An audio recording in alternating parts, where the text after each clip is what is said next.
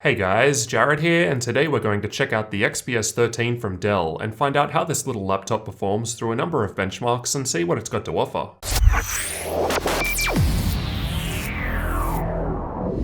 Inside the box, we've got the laptop itself, warranty information, power brick, and power cable. Dell offer this laptop in a few different hardware configurations, so I'll first cover the specs in the one I've got here. There's an 8th generation Intel 8550U quad-core CPU which runs at 1.8 GHz and can turbo up to 4 GHz. I've got 8GB of LPDDR3 memory running at 1866 MHz, but the top-end model comes with 16GB. For storage, there's a 256GB Samsung NVMe M.2 SSD, and for the graphics, there's no discrete GPU here, so we're using Intel's UHD 620 graphics, which are included with the CPU. This is powering the 13.3-inch 60Hz IPS QHD Plus display, and we'll see how this performs later in the benchmarks. As for network connectivity, there's killer 802.11 AC Wi-Fi with Bluetooth support. No Ethernet ports unfortunately, unless you use a USB adapter. The whole laptop is aluminium or aluminum, whatever. On the outside, the laptop has a matte metallic silver look to it with a silver mirrored finish Dell logo, while inside there's this black carbon fiber composite material which feels like smooth rubber. The physical dimensions of the laptop are 30.4cm in width, 20cm in depth, and just 1.5cm in height, so it's fairly thin. The weight of the laptop will of course differ based on the hardware installed, and Dell lists the weight at 1.2 kilos for the model without touchscreen, or 1.29 kilos with the touchscreen. I've got the touchscreen model here, and while testing I found it to weigh very close to this at 1.3 kilos, and when including the power brick and power cable for charging, the total increases to just under 1.6 kilos, so it's pretty lightweight and portable. As mentioned, the screen is a 13.3-inch 60Hz QHD Plus IPS panel, in this case running at a 3200 by 1800 resolution, but it's also available in 1080p. It looks great on all angles. I didn't notice any color shift up or down or side to side. The screen is covered in Gorilla Glass, so it has a glossy finish and will easily show reflections, but it does look very nice. It also features Dell's Infinity Edge, which is why there's not much bezel at all around the display. In this particular model, it's also a touchscreen,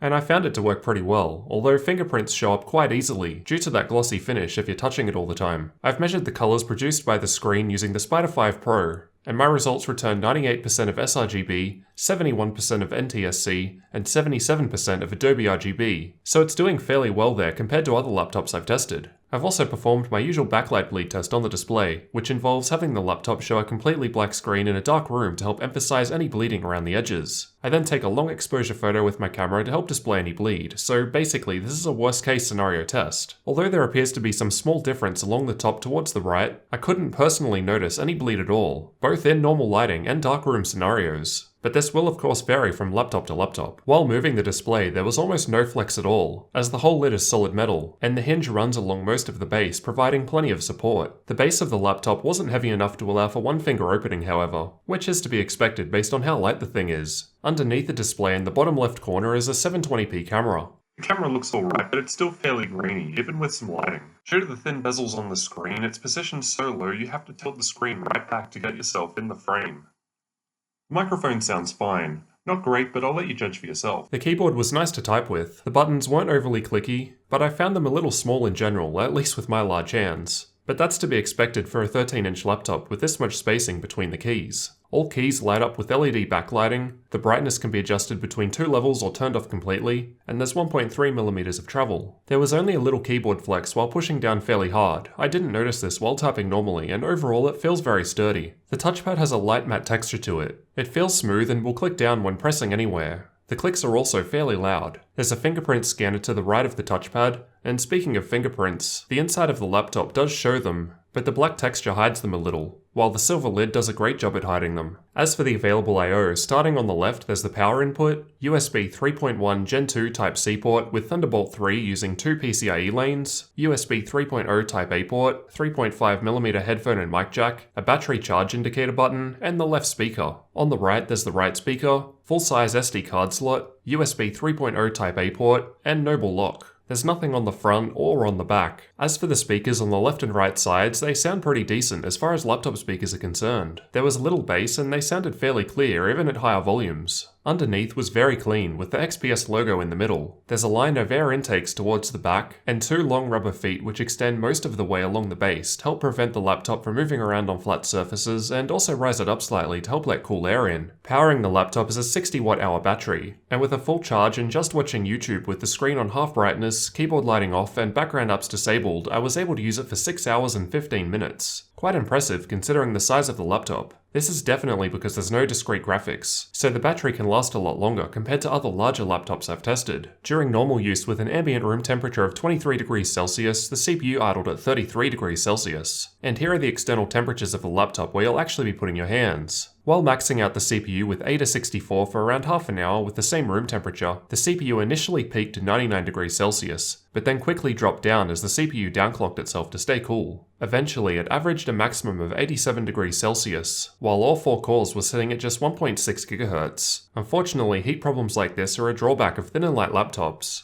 But it's not really going to be a problem unless you're doing CPU-intensive work on multiple cores. And sticking to single-core workloads didn't seem to be a problem. Again, it sat around 3.7 to 4 GHz on a single core at 87 degrees Celsius. We can see that the center of the keyboard area towards the back has warmed up a bit more, although this wasn't really an issue in practice as your hands don't rest there. However, it was noticeably warm while typing. In terms of noise, it ran quieter than all other laptops I've tested, as there's less heat due to the lack of dedicated graphics. At idle, it sat at the 36 decibel mark and I couldn't even hear it. Here's what it sounded like.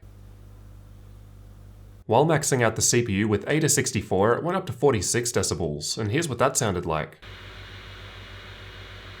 For reference, most gaming laptops I've tested out max out at around 52 to 55 decibels, so the difference was quite noticeable. Last but not least, let's check out some benchmarks, although there's not as many here as usual given the lack of discrete graphics, so gaming is mostly out. Dota 2 is probably the least intensive game I have, and at the lowest settings we're actually almost averaging 60 FPS. Anything higher than that though and we start to struggle. Just for fun, I also tried PUBG on very low settings at 1080p, and it averaged 11 FPS, so it's not playable. As for CPU power, I've compared the 8550U with the 7700 HQ in Cinebench. We can see in the single core results the 8550U is actually ahead, as the single core does indeed turbo up to 4 GHz. The multi-core result shows the 7700 HQ coming out ahead, and that's likely due to the 8550U downclocking itself so much due to the heat issues I mentioned previously. Still not too far behind though. I plan on doing more comparisons with the 7700 HQ in different tests, so make sure you subscribe for that. In Crystal Diskmark, the 256GB NVMe SSD performed around 1830 MB per second in sequential reads, and 1260 MB per second in sequential writes, so it's pretty fast. 2 to 3 times faster than a standard SATA SSD.